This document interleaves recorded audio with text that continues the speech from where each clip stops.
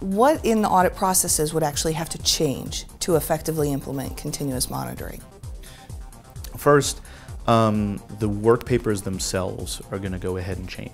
No longer are you grabbing screenshots or you're actually getting a report. You're now actually writing a query, and that query needs to go ahead and execute against a certain database or a certain LDAP environment, etc. So when you're building your actual continuous controls monitoring solution, you have to think about, okay, how am I going to go ahead and document all this? And it's pretty straightforward. I mean, we've actually gone ahead and handled the documentation by writing ancillary queries to prove out that, you know, so many records were retrieved at a certain point in time, so that we can easily show someone who's looking at it from an outside perspective, hey look, we retrieved data from this environment, came back with 551 records, we processed 551 records, this is our result set, so someone could easily audit and trace it through.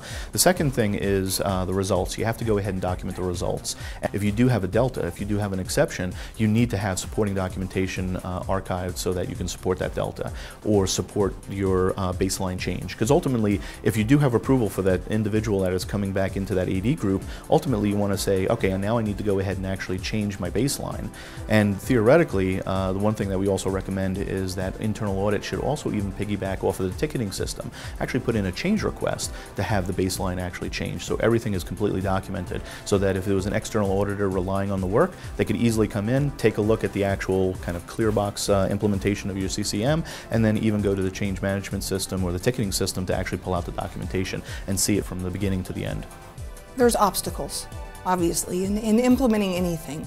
And I would ask what advice you have is what obstacles are there that our internal audit departments need to be aware of when implementing continuous monitoring? Start small, right?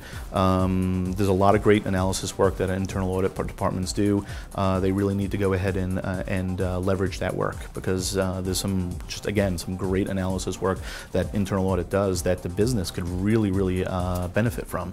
The second thing that you really want to do is you want to have leadership really needs to be committed, right? Leadership really wants to, this is something that's going to be a multi-year project, so they ultimately have to be committed committed towards a multi-year project, right?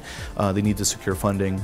It's something that I think leadership of the internal audit department needs to go to the business or to funding and say, hey, listen, this is something that we want to go ahead and fund and implement. And they should actually, this is where internal audit actually needs to also interface with various groups and departments around the company, really interfacing with IT. Hey, we really would like to do this. This is what we're looking to do. Can you help us support, et cetera, et cetera.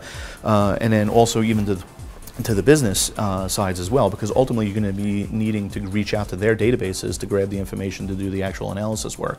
So you need to actually work with the business as well. So it's a combination of things really in terms of how to get over these obstacles. First, be committed. Second, establish strong relationships.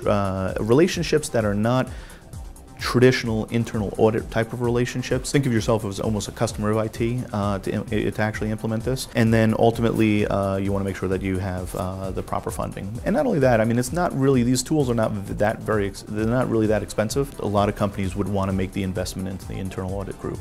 One other thing that I do want to mention is that you also want to make sure you get the proper training, right? There's probably in every internal audit group some guy who really, or a lady who would like to become really technical.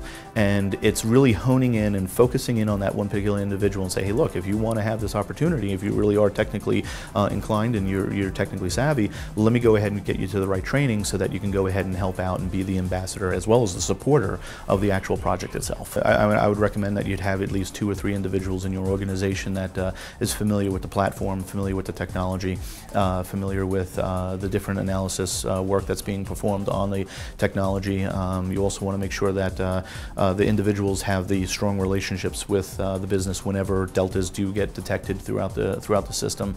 So ultimately, I would recommend having not just one point person, but multiple point people for the success of the project.